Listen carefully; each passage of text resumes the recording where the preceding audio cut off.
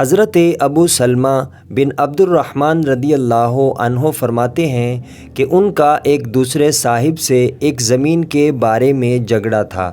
وہ حضرت عائشہ صدیقہ رضی اللہ عنہا کی خدمت میں حاضر ہوئے اور ان سے واقعہ بیان کیا۔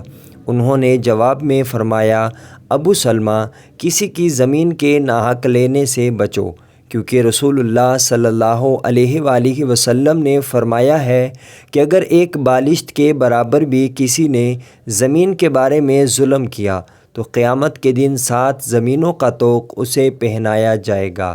صحیح بخاری حدیث نمبر 3195۔ حضرت عائشہ صدیقہ رضی اللہ عنہا فرماتی ہیں کہ انہوں نے نبی کریم صلی اللہ علیہ وآلہ وسلم سے سنا۔ آپ صلی اللہ علیہ وآلہ وسلم نے فرمایا کہ فرشتے عنان میں اترتے ہیں، اور عنان سے مراد بادل ہیں۔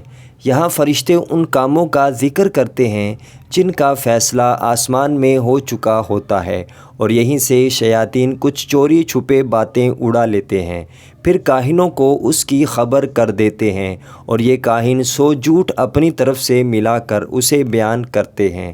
صحیح بخاری حدیث نمبر 3210۔